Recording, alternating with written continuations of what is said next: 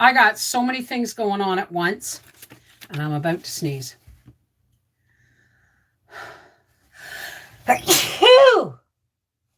Excuse me. Usually there's 3. I got so many things going on. I got green tomato bread coming out of the oven in 15 minutes. I've got a pot roast going in 15 minutes. I've just turned my canner off, and they're all videos, right? Like I just put my, excuse me. I just turned off my canner. I put my last little turkey. Remember, I keep saying I'm going to do the last little turkey in the freezer. Well, it's only like an 8-pounder, right? So I threw that in there with the last celery from the garden and some carrots, onion, and all sorts of stuff, and water, and I'm pressure cooking it. Tomorrow, when Howie comes in from the coach, he's been hiding in the coach all weekend. I'm going to see if I can get him to come into the live. Share in private message. Howard, where are you? Actually, he did some work today because Jimmy Carroll came to get our scrap metal. And let me say hi to everybody. Let me just say hi to everybody. Hey, Angela, Autumn Gypsy, Betty Randall. Somebody's birthday is today. Whose is it? I believe it's Becky or Emerald Skies. Edie Murray, Seashell Surf. Jean Strader, are you new? Jill V, Joe Mama, Lacey Black, it's been a while. Lena K, Paula Bowie, under pressure. Hey, Yoshi. All right, let me go over here and let me pop out my chat. Boom. Let me just move this. There's so much stuff going on in my life. Let me just do this a little bit. Is that gonna work? And only to live chat. Well, welcome aboard to live chat, Jean. It's nice to see you. So, I've got the turkey. I just turned the canner off, and tomorrow, when Howie comes in, I'm going to get him, when it cools down a bit, I'm going to get him to help me strain the broth, separate it from the turkey, the carrots, all that stuff. Because I don't use the turkey and carrots because they're cooked to within an inch of their, I use the turkey, but not the veg, just the broth. And tomorrow I will be canning a bit of turkey and lots of broth in jars. Hey, Wendy Tibbetts, 5 or 6 years. Well, it's nice to meet you finally. So there's that. Excuse me. Did I already take that out? Yes, I did. I had somebody posted a green tomato bread recipe on Facebook, and I tweaked it. Forgot to add the vanilla, but I tweaked it because I thought, like, I've made green tomato bread before, and it said to mince it.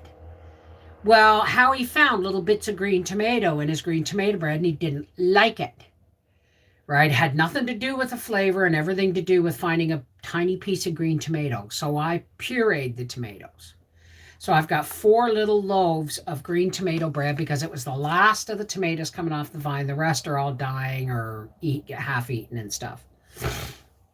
I'm really hoping to find turkeys on a good sale. Well, the only thing I've seen is they're like at Walmart and stuff for like $25 for a butterball.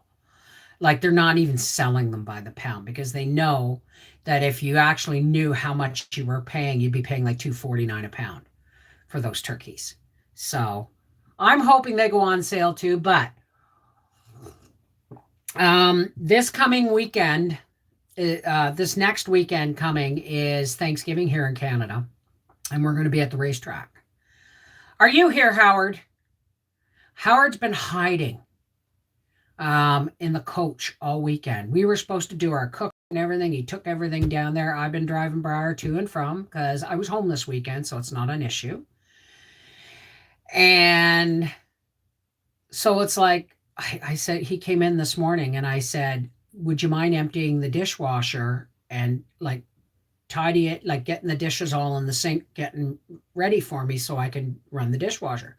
Because he took yesterday off. I kind of took yesterday off, but I didn't quite, right? When I drove Briar to work this morning, no, it was later because he phoned me and said he needed his phone. Safeway, $1.99 a pound. Yeah. I'll pay up to $1.99 a pound just for the sake of having a nice turkey, but I'm not getting one for Christmas. Or I'm going to get one only for Christmas. So unless I see a really good deal, right? Here, listen.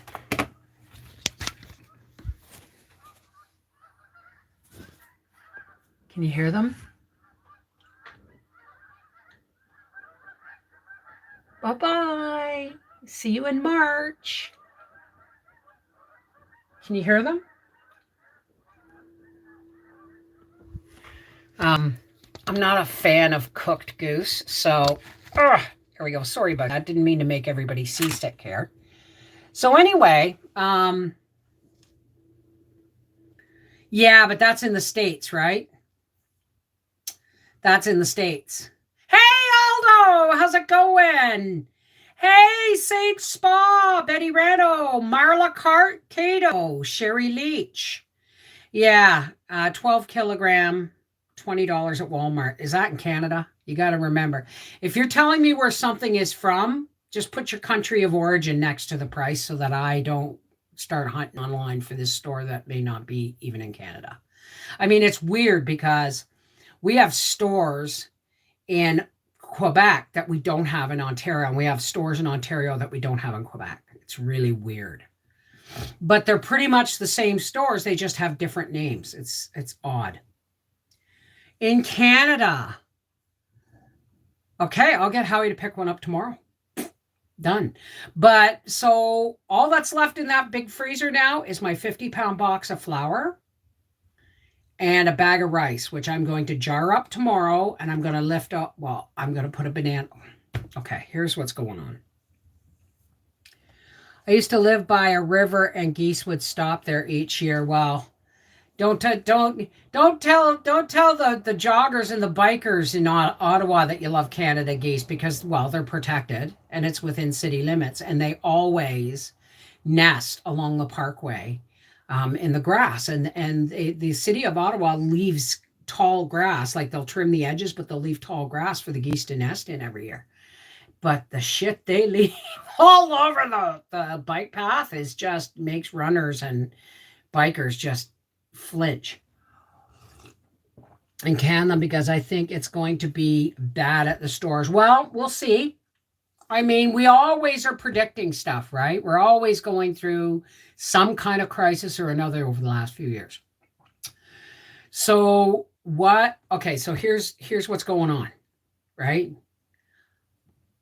Howie's hiding in the coach. He came in this morning. I said, will you unload the dishwasher and stack all the dishes, like, because we eat in the living room.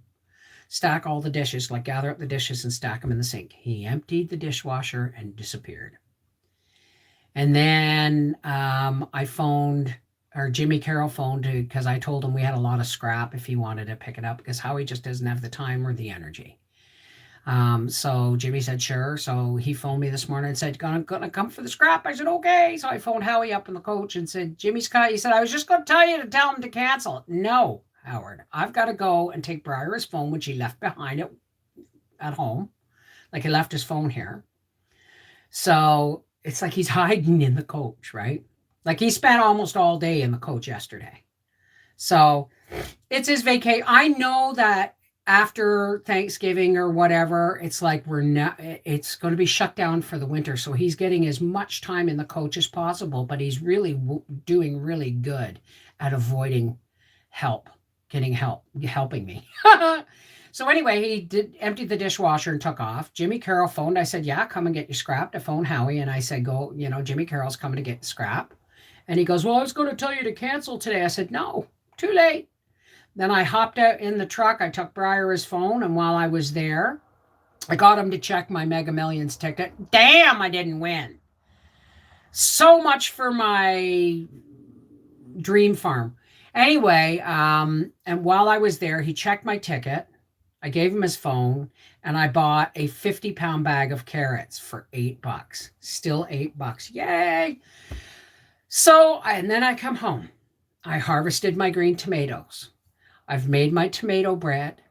I've put the turkey, the veg, the water, and the seasonings in the pressure canner, and that's just shut off. Turkey breads, or the green tomato bread's going to come out. And don't gag. You've all had zucchini bread. Nothing wrong with green tomato bread. And then that's going to come out of the oven. And then my pot roast is going in the oven. And when just before the pot roast comes out, I'm going to make a small Yorkshire pudding. And then after supper, I'm going to sit down and I'm going to peel friggin' carrots in front of the TV. This is like everything's happening, coming all at once. You know what I mean? I'm down here in South Texas, have been canning like crazy with everything going on in our so-called government. Yeah. Yeah. Oh, by the way, do you remember how many times? This is what, my third camera, guys? I had one, then I had another, and Howie left it out in the rain, and then I had to buy this one, and then the battery broke, and I had to use a battery from an old camera. Well, this camera has died, and I went to buy a new one, and I thought, okay, $299 or $399, not that bad, right? The friggin' thing's secondhand. Do you know what they want for one of these now? They've gone from $400 max to $1,000 for one of these. I'm buying the next one, which covers secondhand. Hey, Pat Prettyman, Lena K. Have been paying attention to homesteading channels about food, losing jobs. A lot of folks don't want to work in the USA. Well, I mean, who wants to work here in Canada for $15 an hour or $12 an hour, whatever the minimum wage is, when the government will pay you $2,000 COVID money to stay at home? That's all I'm saying. I can't say that word too often, or this video will be taken down. So we don't talk about it, okay? Hey, Deborah's this and that. How's it going? I know, it's gone nuts. Everything's gone nuts. Everything's gone nuts. So the only thing that hasn't changed in price is the carrots. So that's what I'm doing next. As soon as the canner cools down, Howie's going to drain it into the stock pot, strain it into the stock pot for me so I can skim the fat up, put it in the fridge, skim the fat off tomorrow. And all the stuff in the bowl is going to go in the fridge so that I can pick through it and get the meat out of it tomorrow. And then can my turkey and broth. When we go away for Thanksgiving at the racetrack, do you know that they canceled trick-or-treating in Wakefield, Quebec? Now, if I sound stunned, it's because it's a small town. Trick-or-treating happens out of doors. Kids can put a mask on and it can be part of their costume. And Burnside is the street I used to live on. Josie and Harold used to give out full-size chocolate bars. Our holidays are slowly being destroyed. They're being destroyed because they don't want people to gather. They don't want people to trick or treat. They don't want families getting together for Thanksgiving or friggin' Christmas. So, yeah, it may seem a little over the top. But when was the last time you got together with your family without stress? And I mean without the stress of what's been going on in the last two worlds. Oh, I'll be right back. That's the green tomato bread.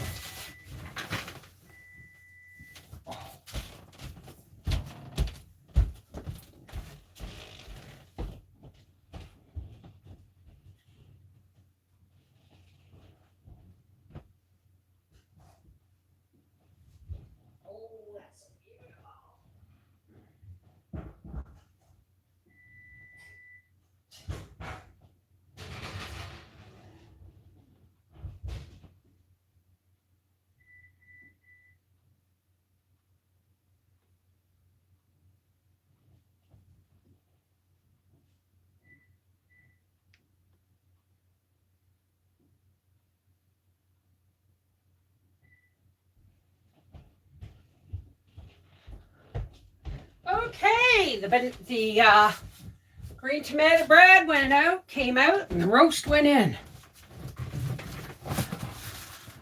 Sorry, but my timing is just a little bit off.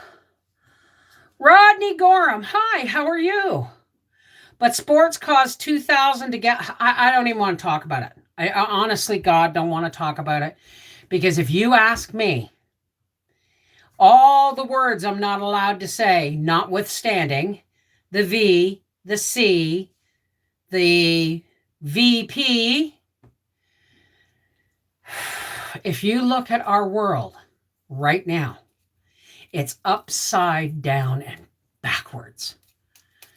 And there's a lot of people who are either ticked off that they got talked into whatever. Now, I know people, I finally know somebody, God forgive me, but I finally know somebody who's passed from COVID.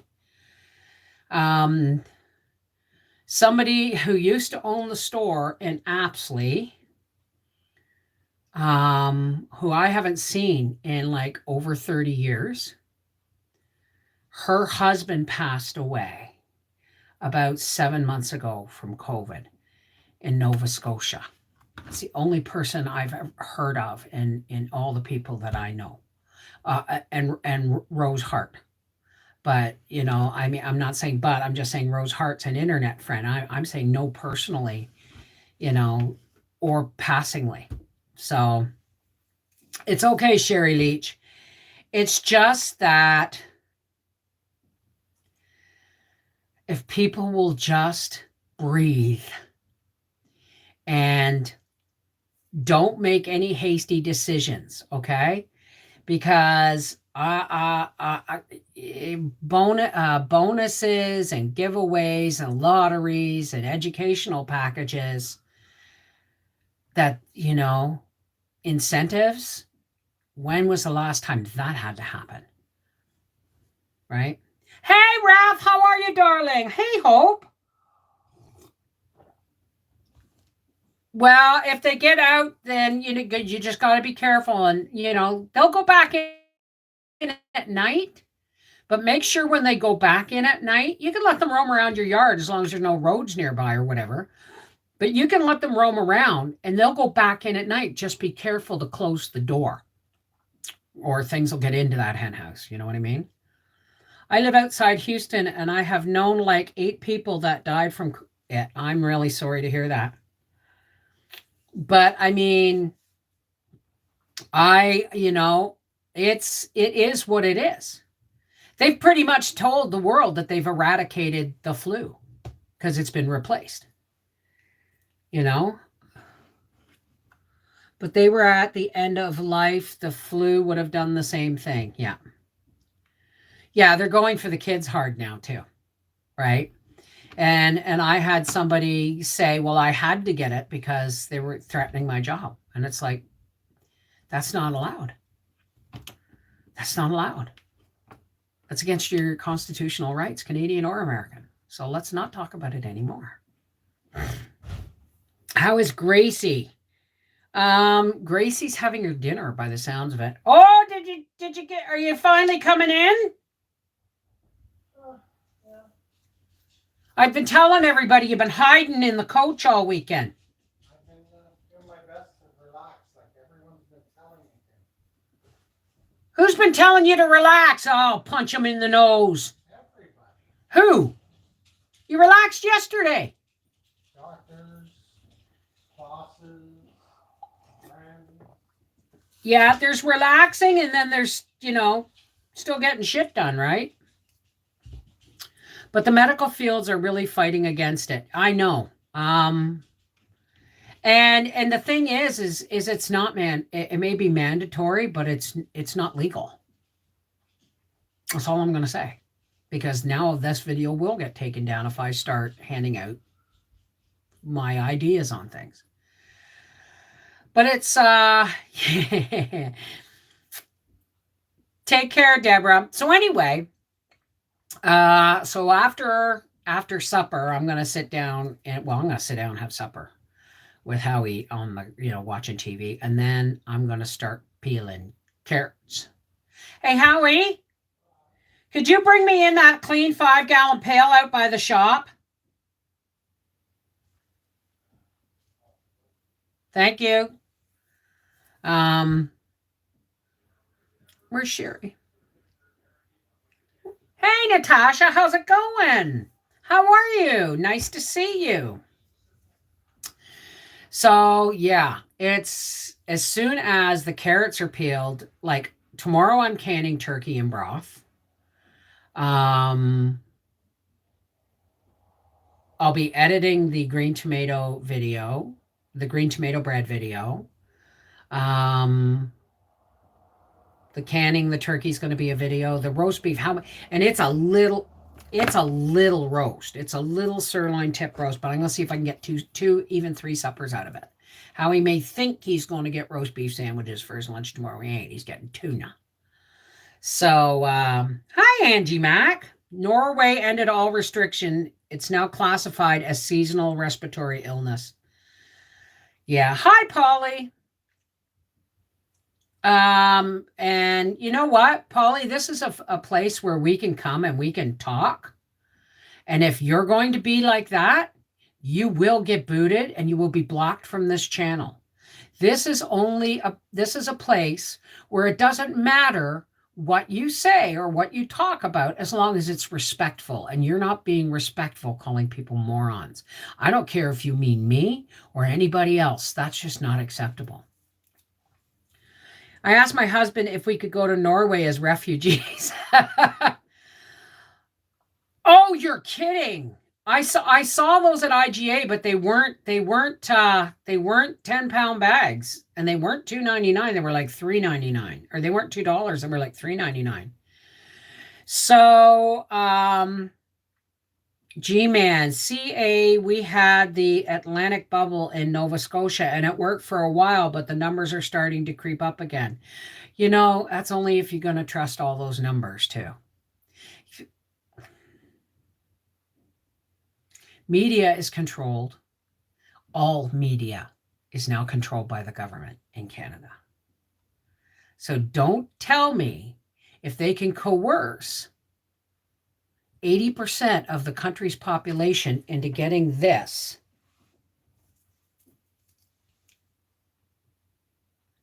Don't think they don't control what you see and hear on the internet. Hey, EJM, how's it going? Sideswipe, not bad. What's going on? So didn't tell anyone how someone hit my car in the parking lot at work. I just can't win. Well, you know, I mean, we all go through trials, right? So everyone says, oh, well, you know, you just didn't watch the news. I've seen some pretty crazy stuff on the news. Stuff that is totally wrong. Stuff that is totally skewed to promote, you know, negative responses in people. And yet you try and tell people the truth on social media. You get blocked, you get taken down, you get shut down. And don't tell me the truth. You know, it's like, oh, you're right wing, blah, blah. No. It's just the stuff that you can't find on mainstream media because guess what? They don't want you to see it. So, hey, Alberta, how's it going? Are you okay, Aldo? Like you weren't in the car when it got hit, right? I still watch TV, but I don't watch really the news. You know, Howie watches. We only have TV for Howie, really, because I watch Netflix, or if I watch anything at all, I watch maybe 2 or 3 hours of TV on a weeknight. And that's usually I'm doing something. Usually it's about 2 hours because then I have to quit and come in here and edit. I work 7 days a week. 7 days a week. So, well, exactly, Jean. Exactly. It, you know, hey, Kim, how's it going? All you have to do, and the thing is don't do your research through Google. Because Google and YouTube are the same company, and YouTube is censors. As a matter of fact, Raph, when did you hear that they were going to shut down social media? Is it only in Quebec or in Canada that they're going to block social media for like a week or so? They say, hi, Cody, how's it going? So tomorrow I'm canning turkey and broth. Next weekend, we're going to be at the track for Thanksgiving, but I'm going to try and make a Thanksgiving supper with my canned turkey. So be there or be square. It's not going to be live, but there's going to be live videos. There's going to be live videos on Life with the Wolfies. And the cooked, the Thanksgiving meal at the coach is going to be on Life with the Wolfies because it's after the Homestead kind of stuff, right? Where do I get my info and research? Well, every once in a while, before I left TikTok, I got a few things on TikTok. Now, don't roll your eyes, okay? Because if you go down, you find something that is worth seeing on TikTok, they usually give you links or places where you can go to further research. And you can go down that rabbit hole like you used to be able to on YouTube. But you could go down that rabbit hole. But now I did a live stream where I was talking pretty much about what we're talking now. I just didn't use all the same words. I just used the regular words, and they interrupted my live stream. And they shut it down. And my cousin laughed at me and says, well, it's a Chinese, blah, blah, blah. And I said, they don't want to hear anything either. I didn't blame the government for shutting down my live stream. I knew it was a Chinese organization. But the truth is, this is not a free world anymore. Aren't we here to get away from Crisco? Yep. Brunswick stew. What is Brunswick stew? Yoshi, my son Gabe is watching you with me, and he says to say hello. Hi, Gabe. Mwah! How are you? Are you being good? I don't know how old you are. Your mom didn't tell me that. Oh,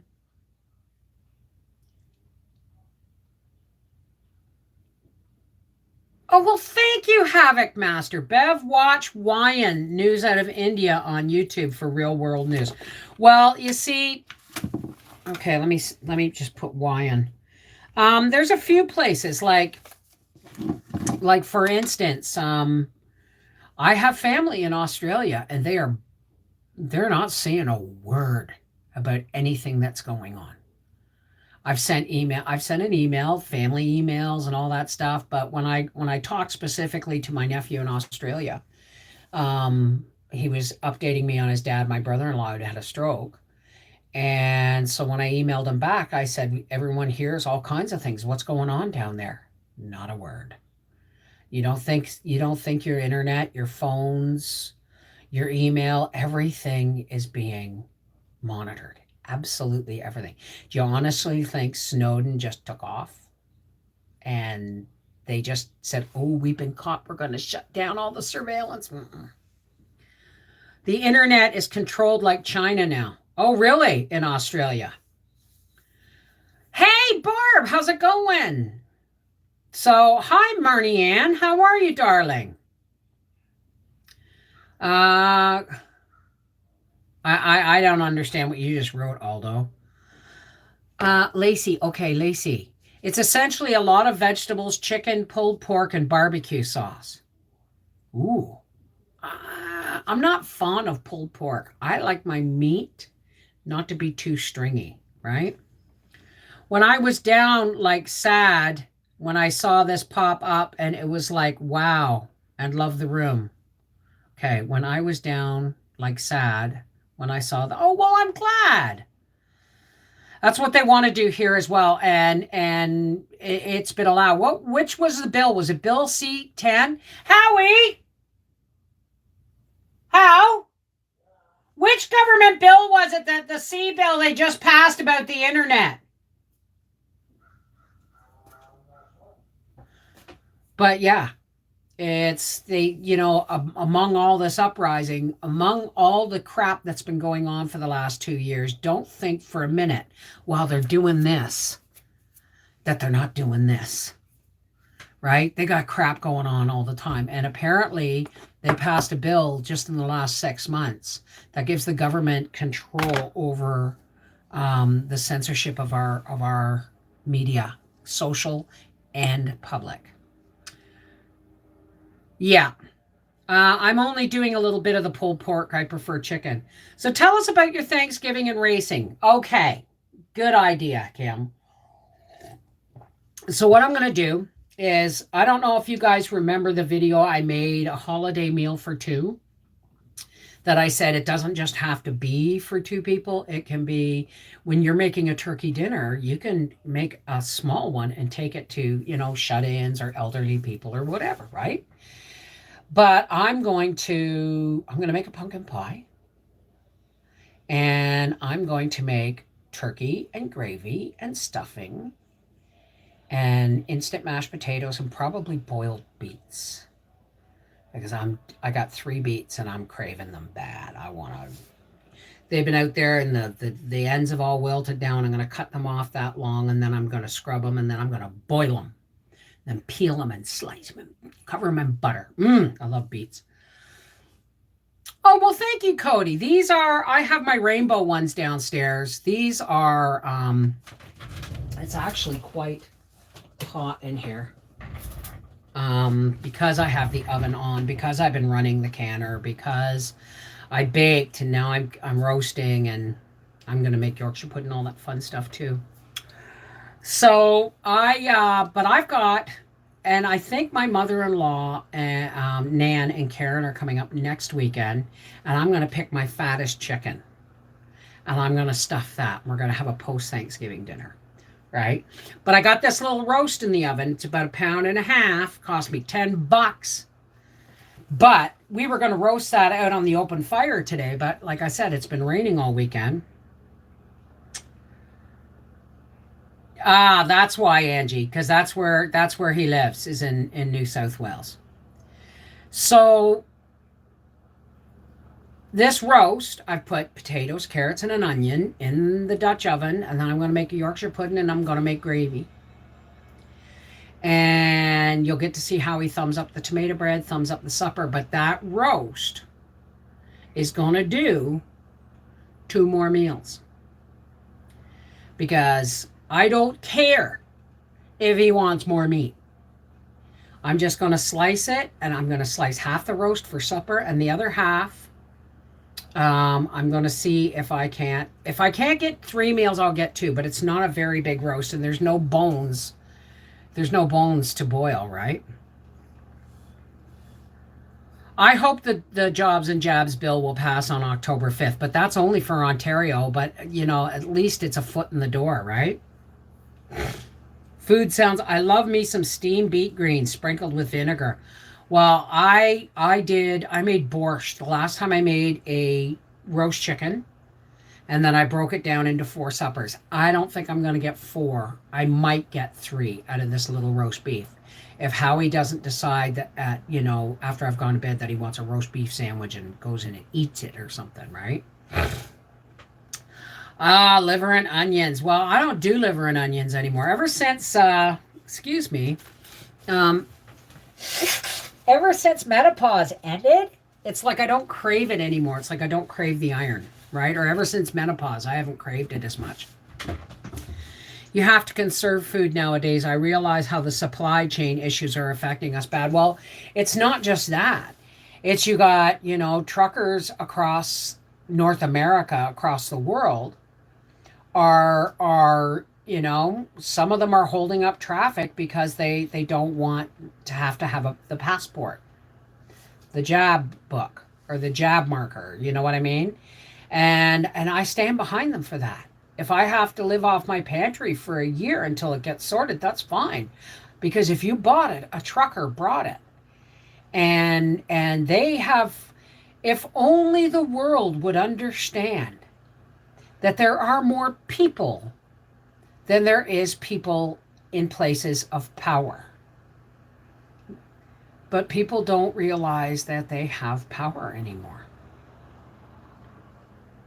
Yeah, that's what's happening, Angie Mac. Liver is still cheap in the States. Did you ever grow in a cold frame? No, I don't. I don't worry about a cold frame. Although this winter I am going to I'm going to try some winter sowing in jugs out on my deck, so that come winter, like come spring, I can just set them in the beds as the snow melts. Set them in the beds and then just boom, boom, boom, boom. But soak your liver in milk good while before fixing. It takes the wang out of it. Yeah, I know. There's just no way. Take care, G-Man. Take care, honey. There's just no way I can get Howie to eat liver, and I'm not craving it anymore. So the iron, I don't necessarily need the iron. Hi, Rosie Slade. France, Italy, and other European countries are doing the slow down traffic, especially by the truckers. It's like everyone says. This is what I laughed. Everyone says. I saw this on TikTok. Someone says, you see Italy and Greece and France, doing sit-ins and walks outs in Australia and marches and everything. Where's Canada and the US? We're there. But it's not being broadcast. It was kind of like the farce of our election.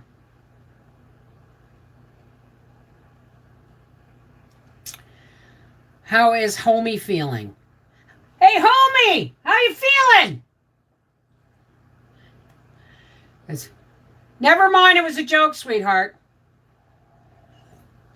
So, yeah, I'm getting ready for winter.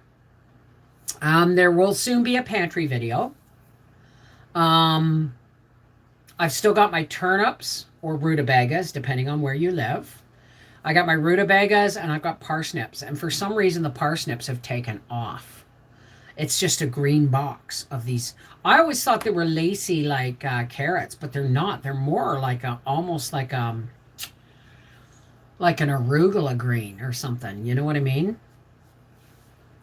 So, yeah, the only thing left in the... Oh, and I have to go, as soon as the rain stops over the next few days, I'm going to go out and I'm going to start picking all my beans that are big enough to be seeds. Remember, I let them go to seed?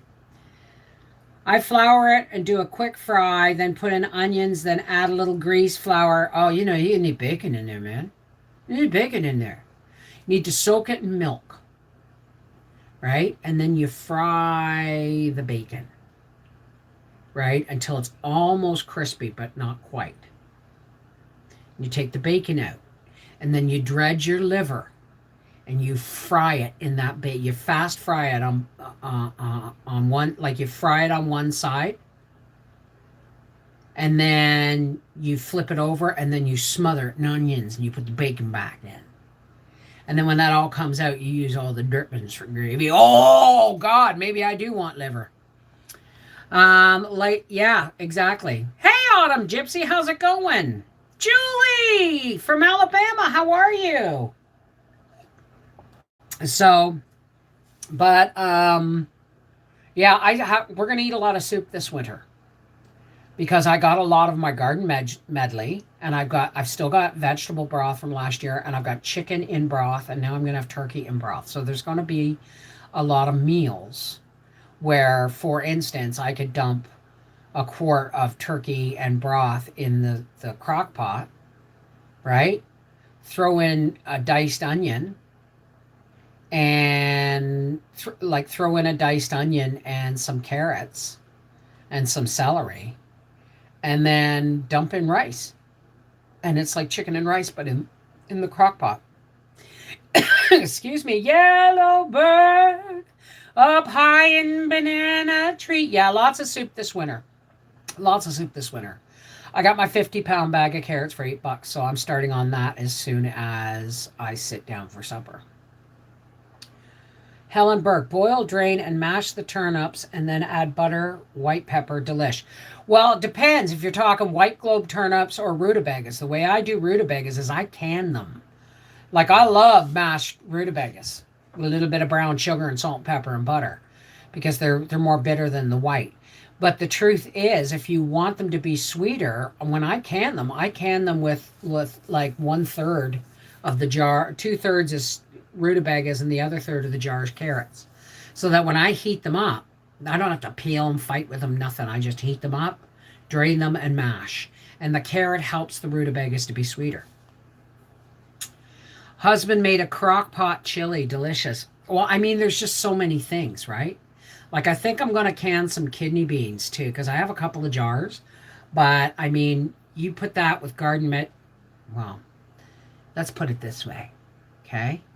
If I have a little bit of roast beef left, like even a slice that I can dice up, I can put a jar of vegetable broth, a jar of garden vegetable medley, onions, garlic, can of kidney beans, some chili powder or a little bit of smoked paprika, and then the diced beef, and you've got a couple of shell noodles. What do you got? You got minestrone soup, right? But it's thick like a stew. Mom always cut the rutabaga with a potato. Well, I do it with carrots, because now there are different meals you can make that are called root vegetable mash. And that would be like parsnip, carrot, and potato. Or parsnip, carrot, and rutabaga. But I don't know how many parsnips I have out there. But I'm telling you, I hated parsnips growing up. No sugar in the rutabaga. It's sweet enough. Well, I mean, that depends if you want, like Howie would never eat turnip when we met. Right? And because he didn't like it, because his mom would just mash it with salt and pepper, and it would always be a little bit of crunch to it, right?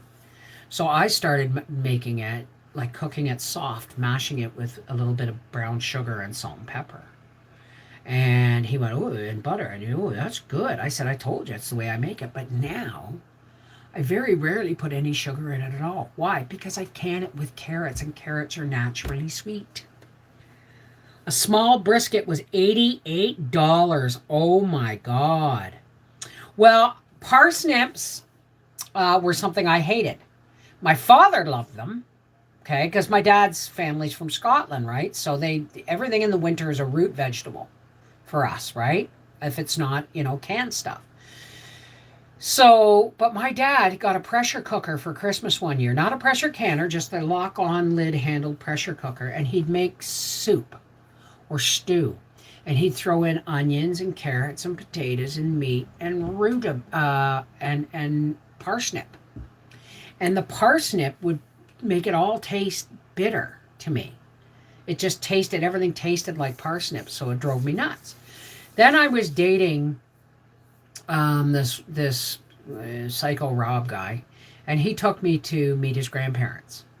And his grandparents were from Britain. She kept 4 children and a newborn safe during the Blitz in London. Okay? That was his grandmother. And so we went, because he rarely went to visit them without family, right? Because in reality, it was his birth mother's parents. But she died when he was just a toddler, and his father remarried. So he didn't get a lot of time with his birth grandparents on his mother's side. So he took me to visit. And she said, oh, we have a lovely Sunday dinner. And there was roast beef and Yorkshire pudding and Boston brown potatoes and whipped parsnips and roast carrots and potatoes. And I said, and she told us everything that was for lunch, for dinner. And I said, well, I'll pass on the parsnips. And she said, why? And I told her. She said, well, then you've got to try the way I make them. She's very British. She said, no, you won't. You'll try them the way I make them. Right? Was she ever pissed off when I told her that King Henry VIII actually had a son? No, he didn't. I know everything there is to know about. I said his name. I believe it was Edward. And he passed away, I think, at the age of like 14 or 15. I love carrots. My grandfather loved rutabaga pie. Have not tried many root vegetables. Do you know I've made rutabaga pie? Why not? If it's left over, right? It's no well, it is a little bit different. It's not as creamy as pumpkin pie, but it's still bloody delicious. Look it up. I've got a rutabaga pie recipe on here. We always add shredded carrots to spaghetti sauce to sweeten it and cut the acidity. It works great and thickens the sauce too. Yep. Yep, yep, yep, yep. I'm going to stock up on food before things get worse. Absolutely. Absolutely. Why are you glad you don't go to Walmart? My great grandparents on my mother's side were from Scotland. My great grandparents on my father's are from Canada. Well, my grandparents on my dad's side came over in 1919, 1920. Their first child was conceived on the way over, and then my father was born like 6 or 7 years after that. Um, but my mom's family, there's just so many tales that it's really really hard to get all the facts because they've been in Canada a lot longer. So pushers get pushed. There's only so much people will take. Exactly. Where did I see MB? Can you can with regular pressure cooker, or do you have to have a canning pressure cooker? Well, it depends on the size of your pressure cooker, right? You have to be able to put a rack in the bottom. So I'm not going to recommend it if you don't know how to pressure cook, then I'm not going to tell you how to pressure can with a pressure cooker that isn't designed for it. That would be irresponsible of me. But yes, it can be done, but I don't recommend it unless you know what you're doing with a pressure cook canner to begin with, right? Rosie Slade. He had two sons. One died at the age of 2 months, and the other one, Edward, was 15 when they killed him. He was dying, Rosie. He was dying. And they kept him alive with like arsenic treatments and stuff long enough to get what they wanted out of him, and then they let him die. Pressure cookers don't guarantee that pressure cooker keeps the proper pressure. Not recommended. Well, that depends too, right?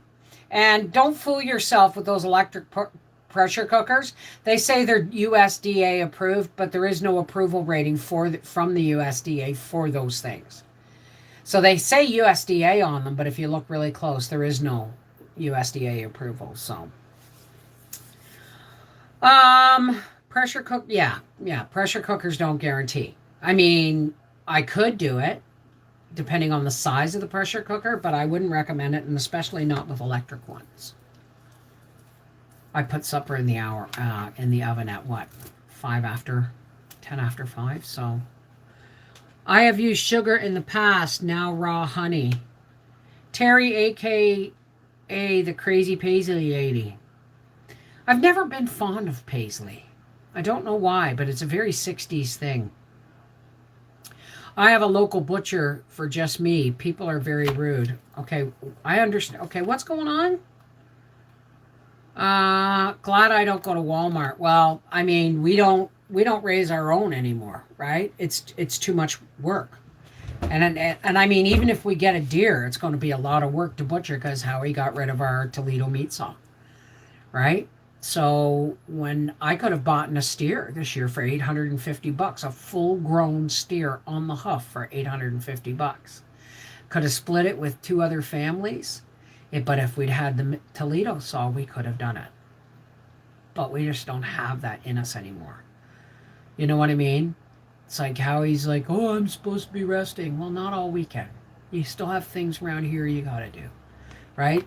There's a fine line of knowing, when to do stuff and when you're just making an excuse. So, I have to be a bit of a bitch these days. Not much, just, hey, right? No, nothing else is getting put off. Like I've asked Alex or Axel to come on the 16th. I've offered to pay him $100 if he'll come and help Howie uncover the two septic lids, which are getting pumped on the 18th. and pile the 3/4 wood that are sitting in our drive. Help Howie pile the 3/4 wood that are sitting in the driveway. I will go that far to get help because he needs it. But you're not just not doing anything anymore just because you've had a heart attack. You've had 3 stents put in your heart, and your heart's better than it was before. Right? So, all right, Yoshi. How familiar my grandma and grandpa lived through the Blitz. All this food is Canadian to me. My mom's side came from Punjab. I make all fusion Canadian. See, that's me. It's like I can't tell you how many people have, you can't call that Scottish mince and tatties. Well, I'm sorry, but that's the recipe I got off the internet. If you had told me that it was hamburger gravy over mashed potatoes, I would have understood what you meant by Scottish mince and tatties. It's hamburger gravy over mashed potatoes. Okay? That's all it is.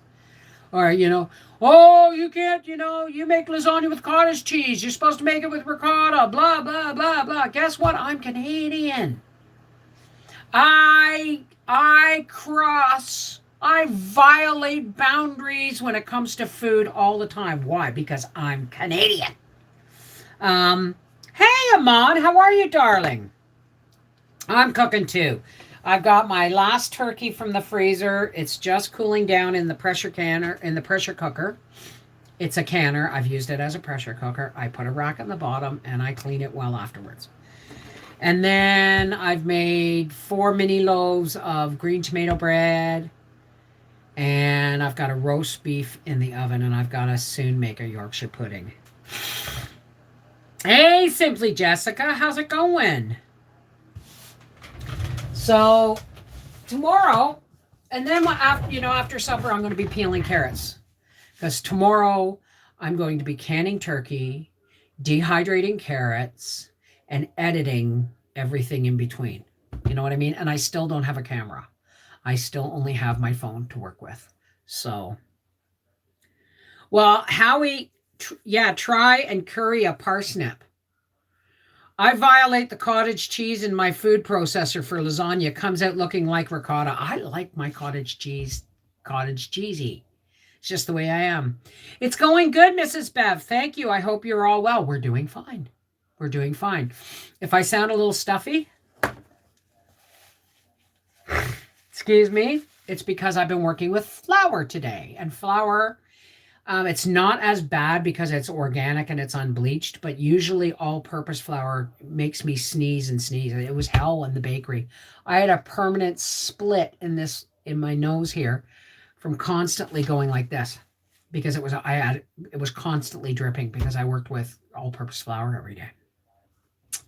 I got stuff for my lunchbox, turkey sandwiches, cheese, and Triscuits. Sounds delicious. Hey, Pony! Don't know if you saw my message. Said I was sorry for not being around for a while, but something happened in my family. I can tell you later. Well, you know my email address, sweetheart. connectedheartsfamily@gmail.com. We upgraded to 5G, and this thing hasn't worked right since. Okay. We did it MG. We upgraded. I don't know. 5G technology. You can get a 5G phone, but it's not 5G yet. They haven't rolled out the 5G. When they roll out the 5G, you'll have to buy a chip to put in your phone.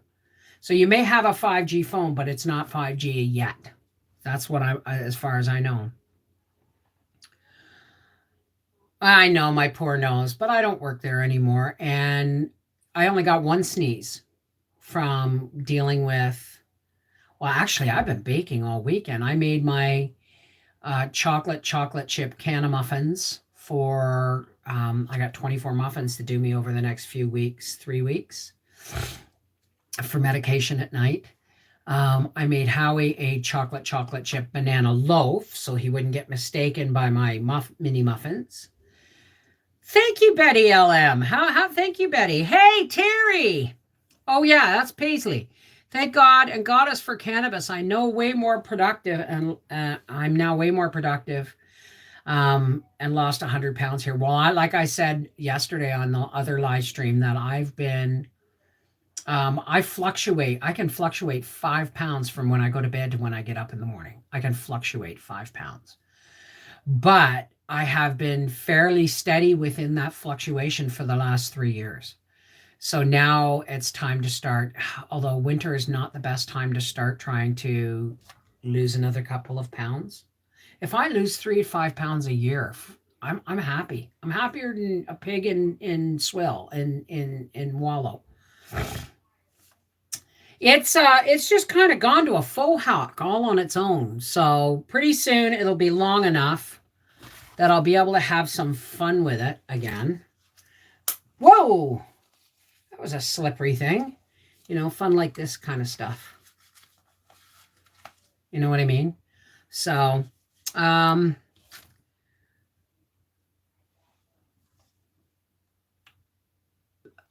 Hi, Beth. How are you? I can chicken breasts and some jars of pork. Well, what Howie doesn't know is he's getting bologna tomorrow for the first time since his heart attack. Or tuna. I usually do tuna, salmon, or like the cooked ground pork I have in the cupboard. If you take that and mince up an onion and add mustard and salt and pepper and mix it, it makes a really good, like, roast pork tasting sandwich. So thank you, Terry. Well, thank you. I'm glad. I'm feeling pretty great. But tomorrow he's getting bologna because I'm not paying $7 for 2 lunches worth of chicken. And yes, I have canned chicken. And yes, but once in a blue moon, a couple of bologna sandwiches. He's only going to get it once in a week. Okay, but a couple of bologna sandwiches aren't going to kill him if it's like once a week, right? But tuna and salmon and chicken breasts and all that stuff are getting really expensive. And yes, you can buy flakes of ham and flakes of turkey, and the problem is they're as expensive as tuna and they're really high in salt. So when I use my own canned stuff, I can control the salt and stuff better. My gym's finally open at the apartments. I need to start working out again. Well, I'm getting enough workout right now, and I still have a quilt to finish. You know what I mean? It's like, right? This week is all going to be about catching up. Like tomorrow is going to be about finishing canning the turkey and dehydrating carrots. And then I'm going to start pulling the turnips out of the garden because I'm going to leave enough carrots left for me to can them with my turnips. And then all the canning is done. I'm going to check on my parsnips. I really don't want to pull them because they say they can take a hard frost. And as long as they continue to grow, they're going to get big and fat. Parsnips, the best way to make parsnips if you've never had them and you don't like them, or you don't like them because of the way somebody's cooked them, is you peel them and you cut them up and you boil them until they're fork soft. Then you strain them and then you whip the bejeebers out of them with butter and salt and pepper until they're almost like a mashed potato, but they're not fluffy like a mashed potato. They're more creamy. Parsnips. That's why I'm not touching them in the garden until I'm ready to eat them. I have put my quilting on back burner to do the canning. Me too, Jean. Me too. So hopefully this week, hopefully Tuesday, I will have a day to just sit and quilt because I only have a half a row left, and then I have to bind it. And Mikey and Amanda have been waiting. In January, they'll be married 2 years. But my hands and all this damp and that, my hands have been really bad this year. So it would be nice if I could get it to for their birthday. They both have the same birthday, which is the 17th of October. But if I can get it to them for Christmas, I will be more than happy. I'm bringing my stationary bike and elliptical upstairs so they are in my face this winter. Well, I'm actually kind of doing the opposite, but not the opposite. My studio is being set up downstairs. I've got my cloud bank up and I have my sheet on the wall up, but it's going to have to be taken down when my mini lights come. And I haven't got my green screen up yet. I haven't got my makeup table set up yet, but the hardest part for me, which was the ceiling, is done. Oh, hey, Tigger bouncing. How's it going? I don't have a long arm. I like to quilt by hand. It's very soothing. But it's one of those things where I just want to sit down and I want to do it for hours. Right? So my diabetes is starting to bug me. I'm thinking working out will help. Do you take moringa? because that actually does help with blood sugar too. Like a homemade sandwich spread. Well, yes. I mean, the last time I made Howie a roast like the canned pork, like what I did was is you saw me can pork chops, but then you saw me take the other pork chops out and thaw them, or not thaw them, I just unwrapped them and I roasted them and then I ground them all. And then I dry canned the ground pork. So all I have to do is open a half pint jar, like I said, and mince onion into it, add a teaspoon or 2 teaspoons of mustard and salt and pepper. And it's like a roast pork sandwich that you don't necessarily have to saw your way through. As you get older, your teeth get older too, right? Hey, Ken from Tulsa, Oklahoma. It's amazing how you can control your health with the right foods and exercise. Like I've had people say, see stuff like when we made the stew and everything out by the open fire, and I'm sorry we did not get an open fire meal. The weather was against it. So it always rains the first full week of October. So that's what I'm making for supper tonight. But I had someone say, "Oh, it's so disappointing to see how you haven't changed any in your diet." Well, for starters, Howie was told that I was told by his cardiologist that he is a classic perfect storm for heart disease. Why? Because both his parents had heart disease. Both of them had bypass surgeries. Okay?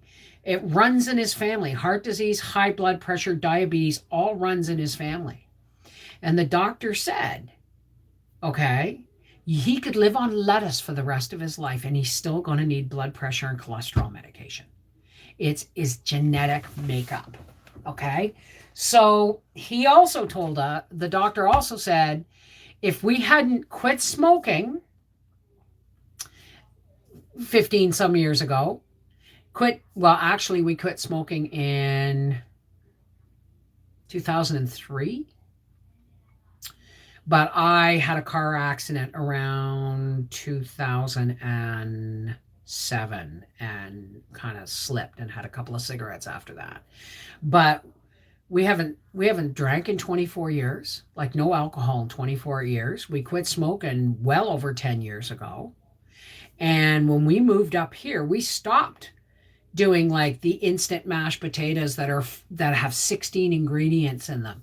We stopped buying a lot of processed foods and processed meats.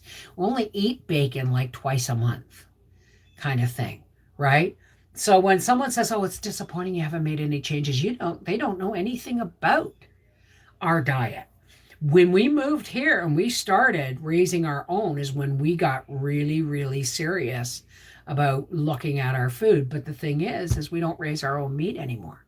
So I have to be really careful about slipping back into old patterns. So what if he has bologna once a week?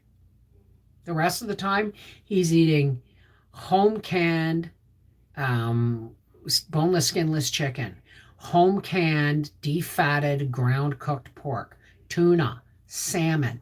You feel me? I still have a beer when out at Mexican food. Well, I can't, right? The thing is alcoholism is a really sneaky disease, and make no mistake, it is a disease.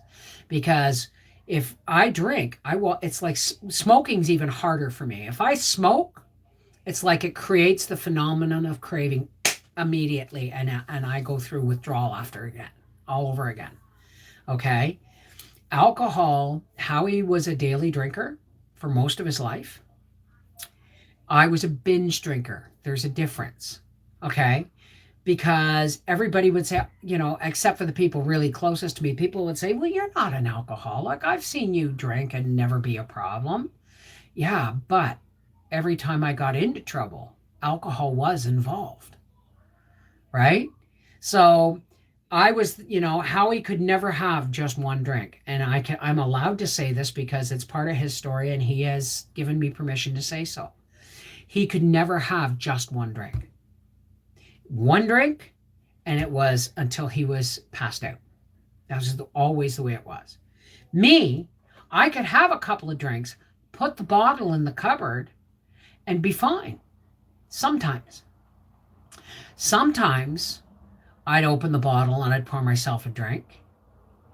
And by the time I'm out of it, like by the time I come out of it, out of a blackout, um, I have no idea what I did. Well, I've come out of a blackout driving down the highway with my kids in the car.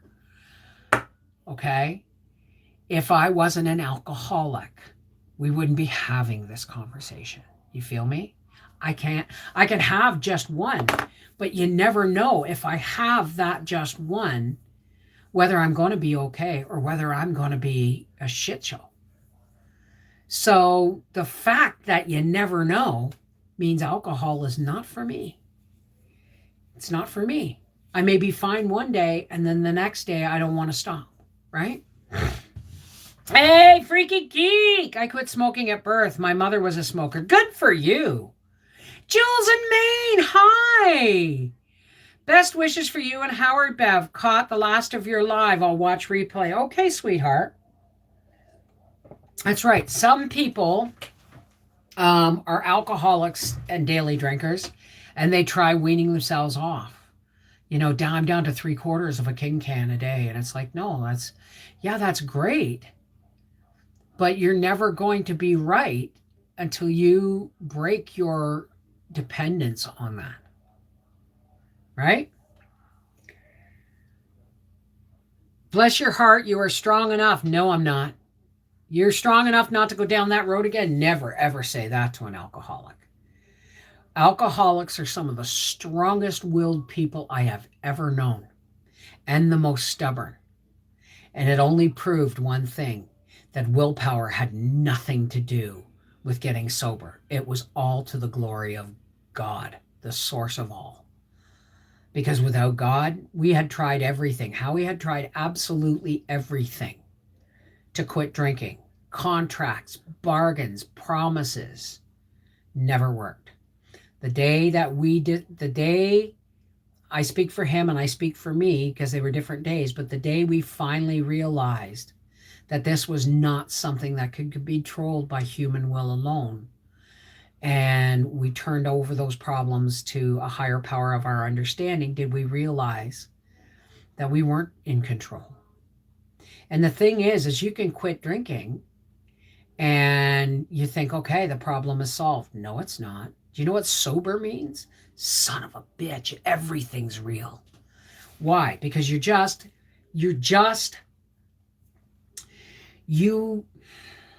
alcohol was my best friend. Food, cigarettes, all my best friends.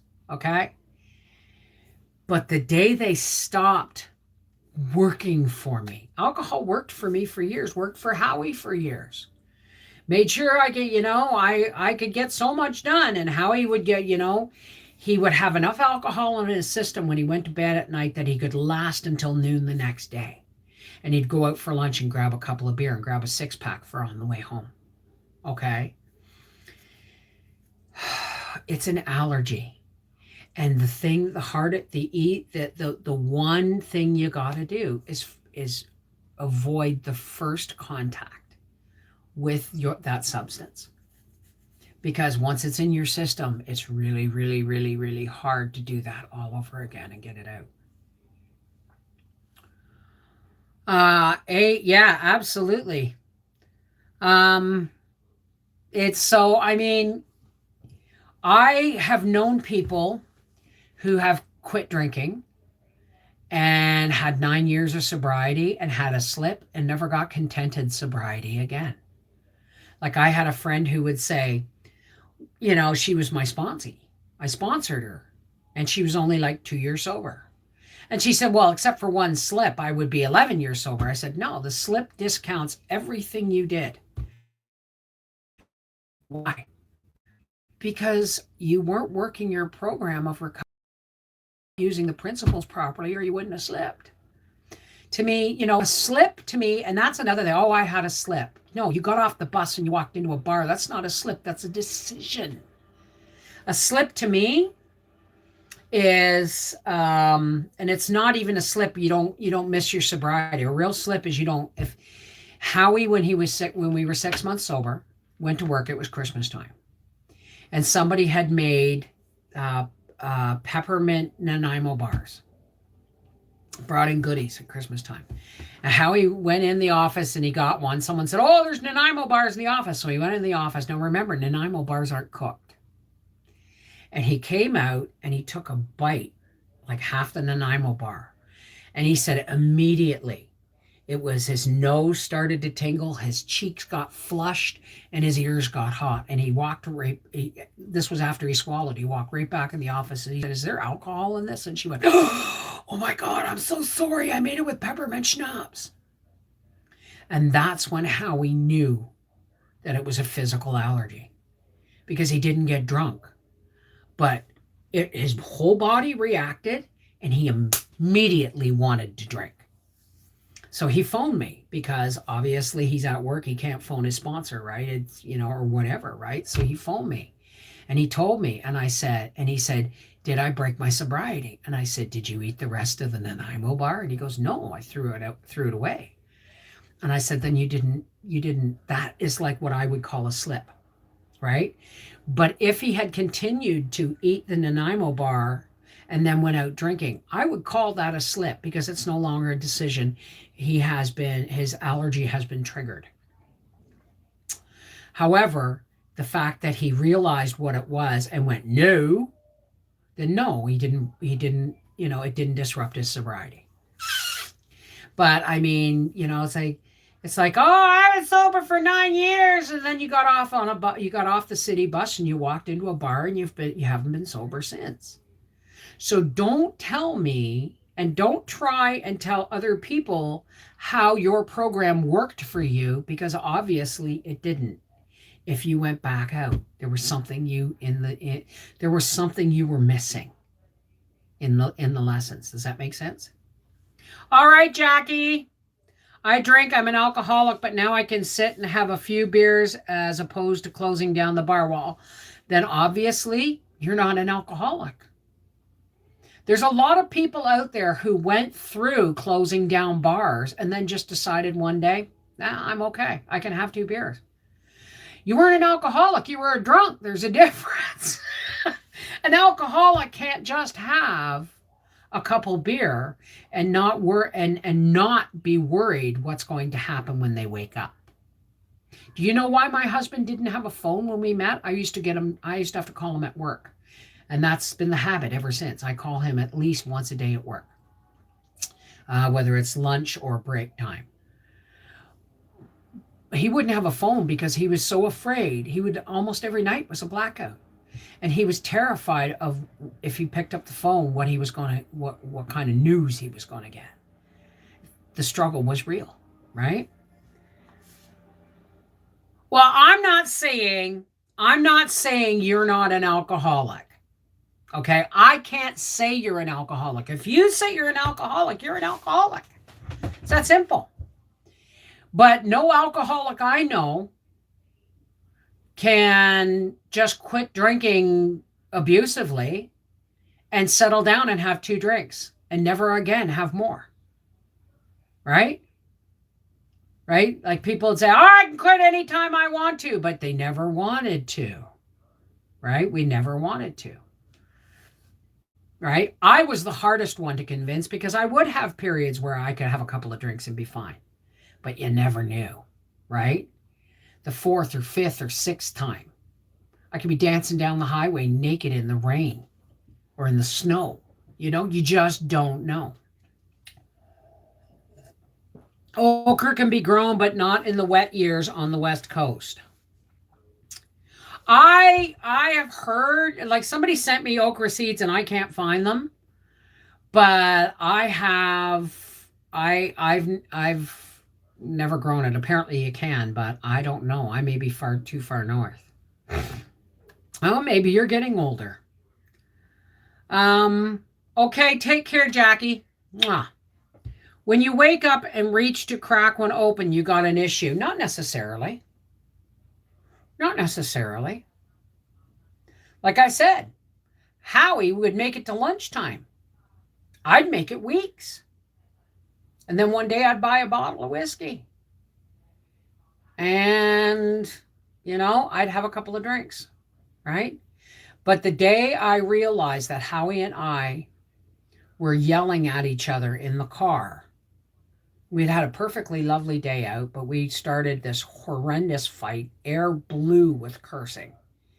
And I looked in the rearview mirror. I had had one sip of a wineberry cooler because I was the chauffeur. And there was no tea or coffee in the car, so I just grabbed it and took a sip. But when I looked in the rearview mirror, my children were like holding each other and looking at us like we had sprouted antlers and had, earwigs crawling out of our ears. Like this, we'd gone mad right in front of them. And my solution was to get home and walk into the kitchen and reach into the freezer for my bottle of Gibson's Finest. Because I had behaved. I hadn't drank. I was the chauffeur. But when my hand touched that bottle, the insanity, the total backwardsness of alcoholism destroying our life, our family makeup, and me reaching for a bottle, I swear to you, I heard God in my heart and in my brain and in my soul, and my hand never connected. It just went right past the bottle twice. And I heard the voice, if you pick up that bottle, it's all over. Somebody will die. And I just went. And that's when I got on the phone, because I was lucky enough to have 3, older members of my family who were all strong in the program. And that's when I ran away from home for the first time. Second time, I don't know. But it was always over alcohol or always over, communication issues or anything like that. So I put the bottle down, and touch wood, and God be thanked, I have not had a drop of alcohol since, unless you count stuff that's in cough syrup, right? But that's never been an issue for me. Howie doesn't even like cough syrup. I'm not an alcoholic. I'm a drunk alcoholic. I'm a drunk alcoholics go to meetings. I don't go to meetings. I will when they open up again. But the truth is even if, Alcoholics Anonymous saved our lives. I have no doubt on that score. It saved our lives. But after 10 or 15 years, of running meetings and opening meetings and showing up at meetings that nobody else wanted to show up to and all these things, Howie and I just let go. And now we occasionally go to an Ottawa meeting when they're open. We're looking forward to going back to a breakfast meeting, like going out for breakfast and then going to a speaker meeting, just to keep in touch. But, after a while, even groups, even with all their 12 traditions, they got 12 steps and 12 traditions. And the 12 traditions are to stop people from tearing the meeting apart from within. But it still happens. It still happens. You still get a lot of people over, personalities over principles kind of thing. So yeah, we still go occasionally. But today, we learned. Well, there's also the fact that in the first year of our sobriety, we went through a really intensive 12-step work where we were going to meetings 3 times a week. And on every Sunday for 28 weeks, Howie went to a men's group and I went into a women's group, and we did what was called a big book study. It wasn't just a big book study. It was actually working through the entire program of Alcoholics Anonymous in 28 weeks. It was really intense. But that's one of the reasons we're sober, right? We didn't just go and work the first 3 steps and then become experts on it. We worked through all of the steps, and we still work through the steps. I still journal, especially when shit goes down. I still journal. on a regular basis, because journaling helps me to, especially when I'm really upset, which I don't have rage anymore. I don't know if anybody's noticed that. 90 meetings in 90 days for some people. According to my doctor, my deceased husband had a chemical imbalance in his brain due to alcohol. Just one beer would make him slur his words and stagger. Wow. Hey, Cody. I remember all your old videos, Bev. You used to talk about this all the time and how you came back, you became a survivor. I thank you. I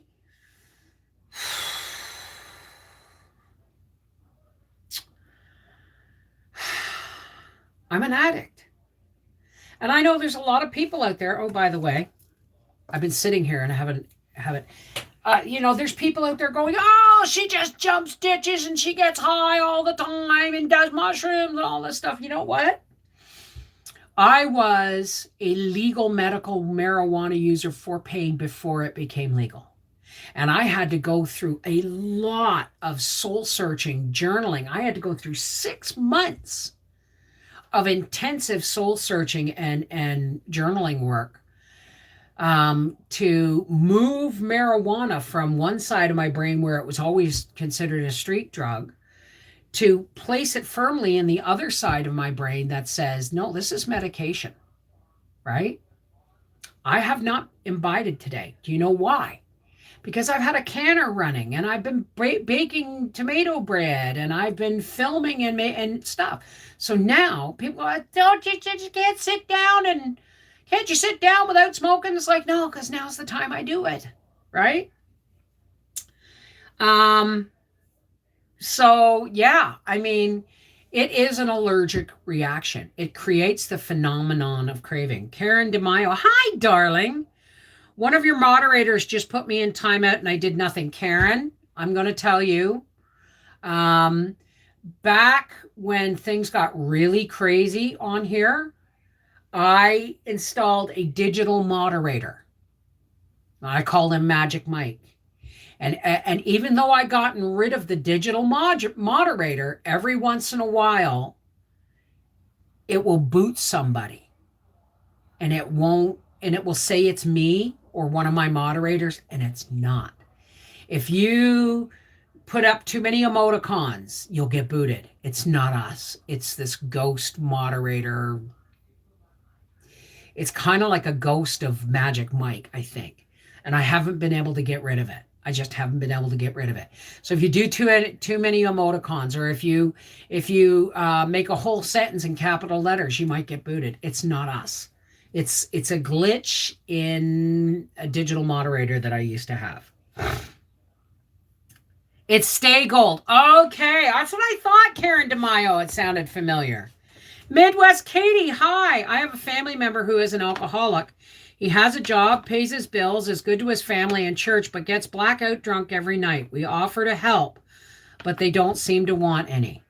Well, I know lots of people like that too. People who, as long as they pay their bills, as long as everybody around them is looked after, they feel it is their right to, once they have gotten to that point where, okay, suppers, the bills are paid, okay, I'm going to get drunk now because I deserve to get drunk every single night. And the truth is it's still affecting the family. It's still affecting that person. Why? Because they're still enslaved to it. Even though they've made everybody else looked after first, they're still poisoning their own body due to an addiction, right? So everybody else may be looked after except the alcoholic. So what happens with addiction? It works for years and years and years until one day it doesn't work anymore. It's not your friend anymore. It turns on you and bites your friggin' leg off in a car accident, or you have an accident where somebody gets killed and you were behind the wheel with alcohol in your system. This shit's for real, okay? It's for real, right? But just because everything else functions in their life, if they're still getting blind ass drunk every night before they go to bed, it's because there's something in their life they can no longer deal with, and that's what they do to deal with it. And you know what? We call that the elephant in the living room. As long as the bottle is a priority, nothing else can be. Absolutely, Gulf Coast Granny. Absolutely. So I think it was a birthday party or something many, many years ago. I only said I remember your old videos talking about sobriety when you were in groups with people at a table. Hmm. That's meetings. I mean, a meeting is where you know how they say if two or more people are gathered in God's name, there He is also, right? It's no different than in an AA meeting. It's just when two people, like Howie and I, we are really, really blessed. Why? Because we do have each other and we do have the critical thinking. And I can say to Howie, okay, you know what? Because just because the alcohol's gone, you still have to work at removing the behavior. The alcohol is a symptom that something in you is broken and needs something to help it work. So when you take the alcohol away, now you got to deal with what's broken. And it's not easy, but it's worth it. I swear to God, it's worth it. Angie girl, if you keep getting timed out, it's because you're either doing too many emoticons or too many capital letters or too long of a statement. It happens, honey. I have no control over it. Nobody here is touching. As a matter of fact, do you see any moderators in here? Moderators are people in blue. There's no moderators here. I'm not doing nothing except I'm going to start medicating because I got to get off soon. And make my Yorkshire pudding and gravy.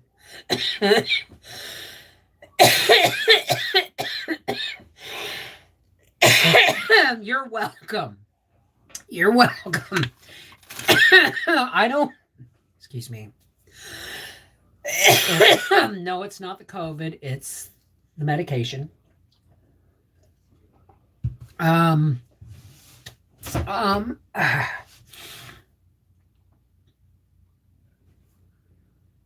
People would get really upset before when this would start to happen because I was live streaming on here daily and trolls were just coming in so bad that you couldn't even chat because they would just fill the chat. So that's when I adopted Magic Mike.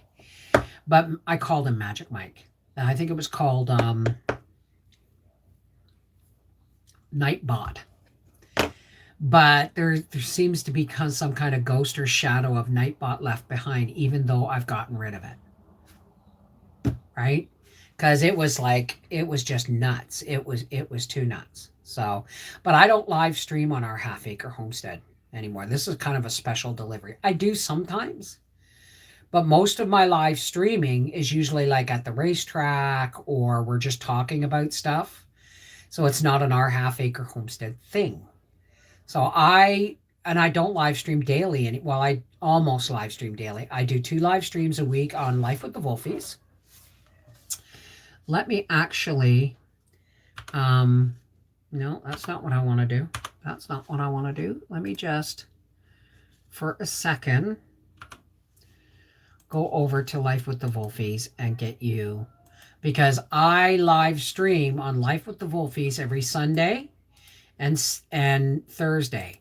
Now, the reason I'm live streaming today is because yesterday I got discombobulated with all the things that were going on, and I heavily over-medicated the night before, so the next day I was kind of, what? Not that I blacked out or anything, but I kind of forgot what day it was. It felt like Sunday, so yesterday I did a live stream and everyone went, I thought this was on Sunday, and I went, oops, sorry. So you guys are getting a free live stream today. But normally I live stream on Thursdays and Sundays between 4 and 5 o'clock on Life with the Wolfies. And then Mondays, Wednesdays, and Fridays, I live stream unlisted for patrons only. So was she sick? Okay, wait a second. We don't know what cause of death. Who died? I would love to get off the pain medication, but I can't make it due to the pain. And then also, there is no alternative that I know of. Well, the doctor had given me OxyContins, 10 a month, for when pain got really bad, but no more than 6 repeats for the year. So that's 60 pills for an entire year. And after I had taken them over time, I started to react to them. So I had to get rid of them. I cannot take any opiates anymore. Do you see ghosts? Do I see ghosts? All the time. As a matter of fact, they're starting to come in now that the weather's getting cold, because all spirits of a non-malevolent nature are welcome. Most spirits are woodland spirits, tree spirits, flower spirits and stuff. But any human spirits that are out there walking around that mean no harm are welcome to come in for the winter. Not because they feel the cold, but because it's like they don't remember being human, but parts of their sight, their spirit remembers coming in out of the cold. So they like to be welcomed. But only if, they're only welcome if they're not going to make any mischief. I mean, every once in a while, something falls or something, you catch something out of the corner of your eye or the corner of a mirror or something. But there's never anything wrong. And I sage my house regularly, because sage sends away any malevolent spirits. But anything that isn't malevolent has no fear of it, right? I see them too, and they talk to me. Sometimes I get scared, and we have a chair that moves. Well, you got to be careful with that, because you got to make sure that it is not a malevolent spirit. I mean, you may want to get that investigated and have your house cleansed. I wish I knew where you lived. I wish I lived closer, because I could do that. I could come in and figure out if it's a good thing or a bad thing. I know a lot of people in the past recently have said, oh, now she's a clairvoyant. Now she can read cards. Now she's dancing with the devil. No. I've always been this way, dear? I've always been claircognizant, clairvoyant, empathic. There is no actual name for it. I've always been able to connect. And it's only gotten stronger since the pandemic. But the truth is, it's just a part of who I am. It's a part of nature. It's always been there. Some people can do it. Some people can't. Almost everybody can do it. Almost everybody. You just have to get in touch. Okay. This is the thing. Okay. What's going on? I think she keeps missing your message. What's going on? Okay. Did you see my message of why I haven't been here? That's why I've been missing your videos. Somebody passed away. Who, honey? Who passed away? Anoint your house and windows with oil and plead the blood of Jesus. Nope. Because Jesus is the Son of God. I will agree. Okay? But in my personal beliefs, Jesus never wanted to be a deity. He was here to spread a message. He was here to spread a message and nail it home with his crucifixion. And that message was love.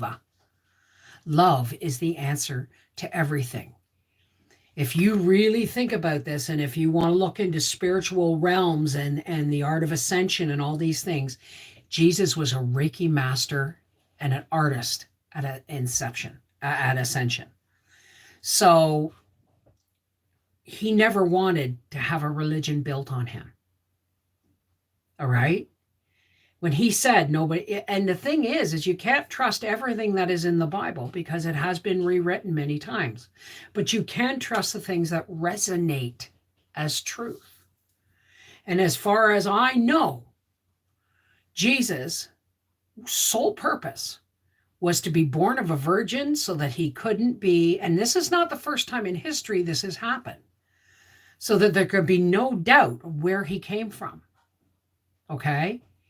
If the angel that came down and talked to Mary about how this was all going to work happened to be an alien servant of God, then so be it. But think about this. 6,000 years ago, or 3,000 or 5,000 years ago, you got aliens coming down out of the sky and teaching you things. All right?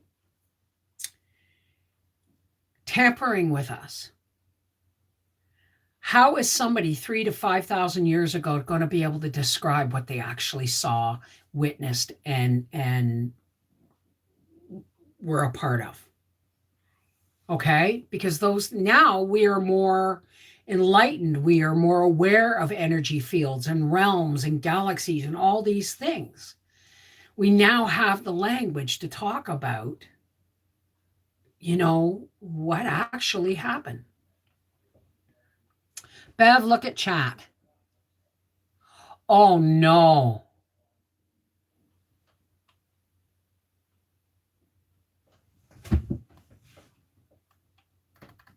Karen.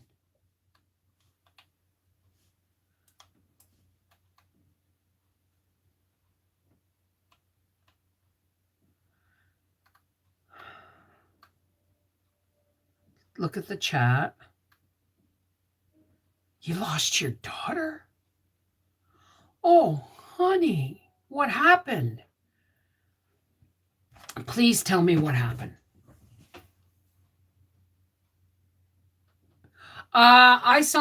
Yes, I do sweetgrass as well. Sage is the big cleanser. Sweetgrass is just for positive energy. And I use a lot of salt lamps. Okay. Pony.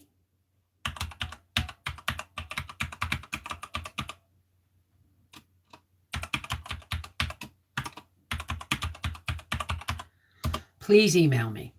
Please email me and we'll talk, okay?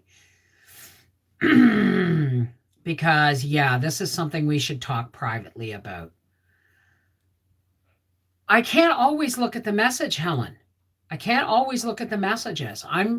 This is one of the reasons why people used to freak out that I was doing live streams, because I was constantly interrupting myself, reading the messages. So,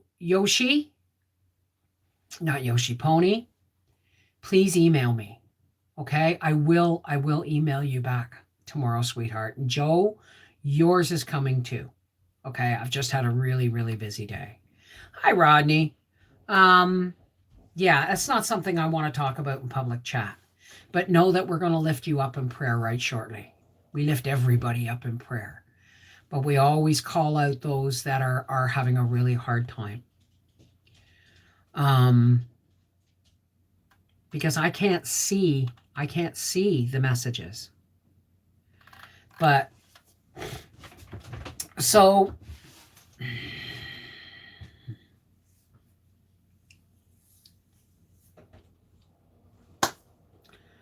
Christ never wanted to be worshipped as a god. And if you look at the Bible, okay, he was a man. He may have been born of God through Mary, but he was still a man, and he was a man for a reason, so that we had somebody to identify with. All right? You're in timeout. I'm sorry, honey. So he had to be human so that we could identify with him, because people were going off the path again, right? The flood did what? It all just started up all over again, right?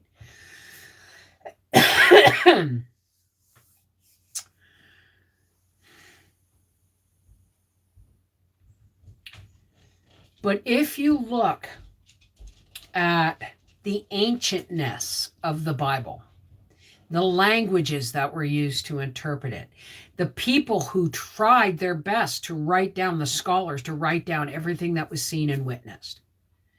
There's a reason why there was no Christianity until after Christ died, because he didn't want a religion built on him. He wanted everybody to go to the Father, okay? The creator of all the galaxies, all the realms, all the worlds, all the people, all the races, all the species, all the animals, all the planets, everything. Okay? And someone may have, like for instance, you say, nobody gets to the Father except through me. Well, that may be hearsay in the sense where they didn't get the words right.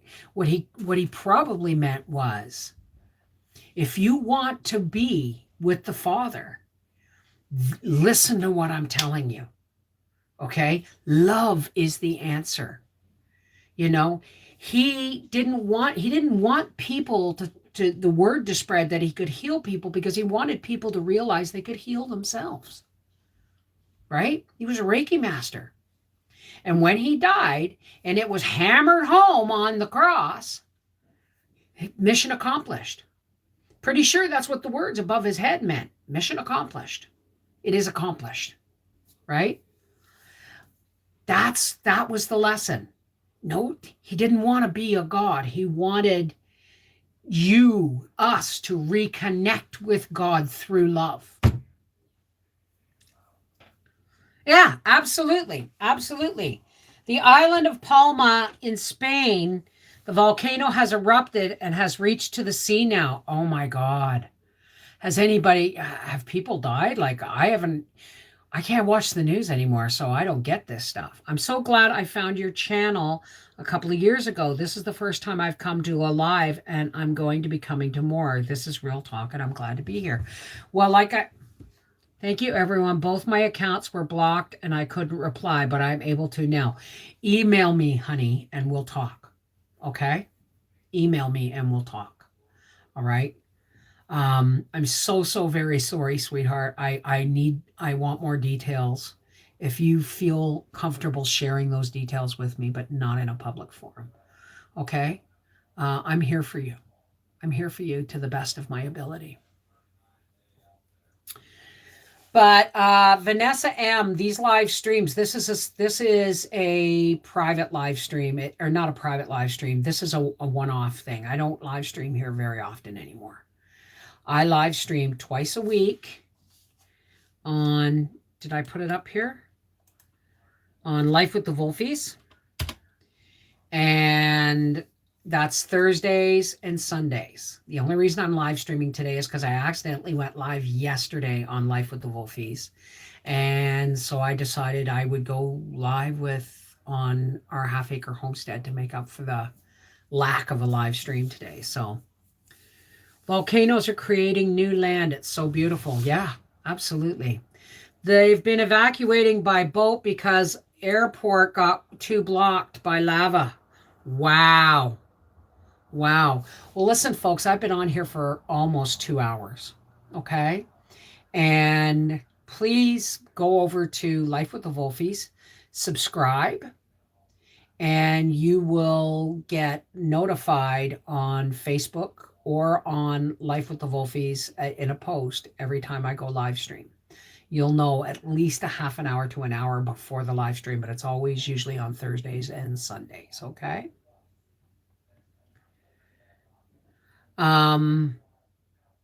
Volcanoes, yeah. So if you think about it, there is nothing new that is created that doesn't mean the destruction of something else, right? So I'm going to, now for all those who care to, you don't have to stay. This is not a judgment if you leave. But now is the time when we close with a spiritual push, a supplication to the God of your understanding. I talk to my God, you talk to yours. They may be the same God, but our relationships are personal and singular. Okay? So,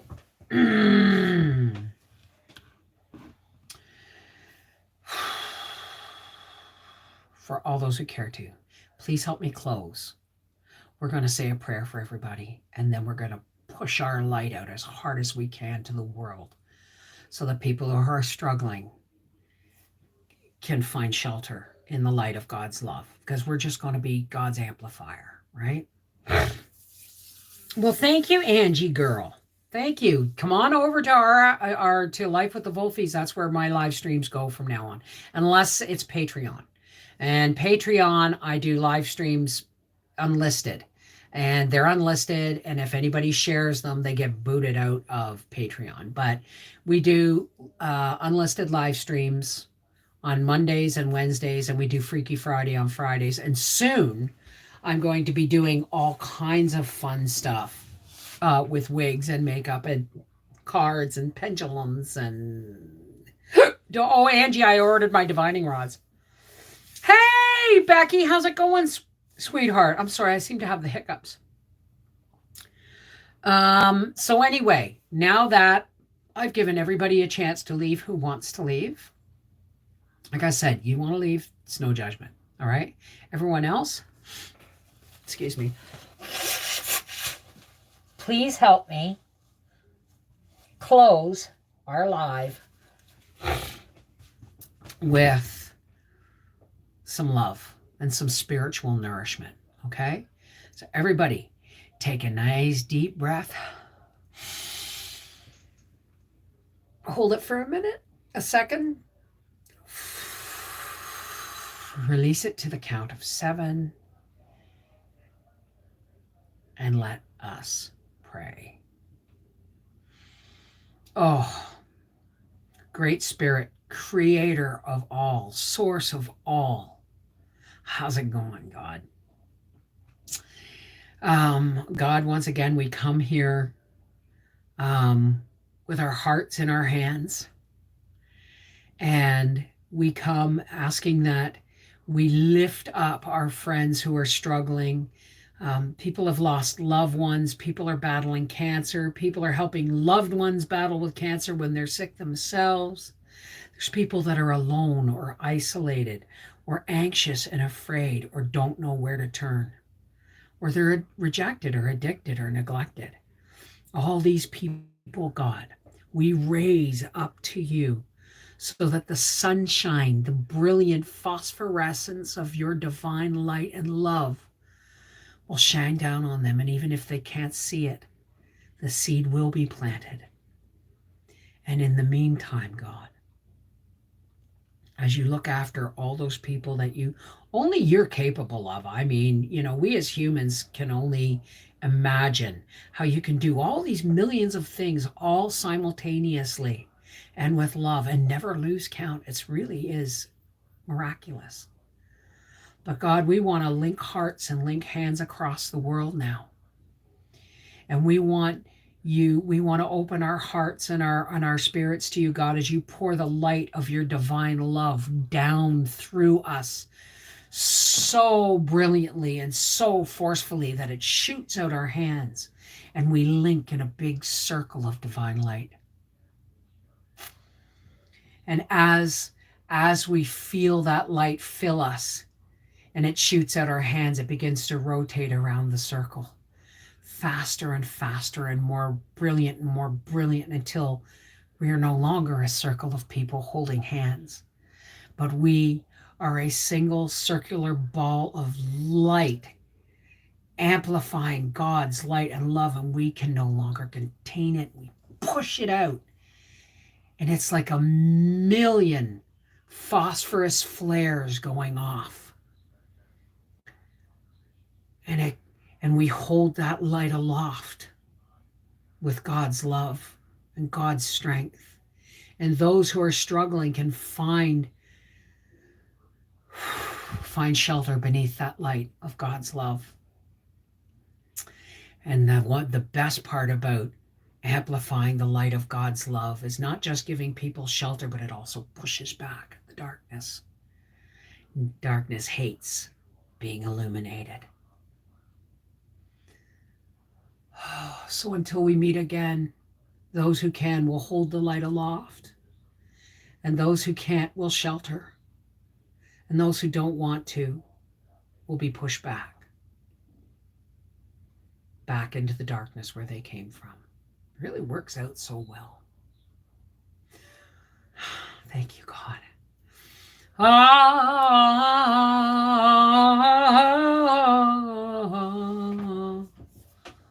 Amen. Shalom.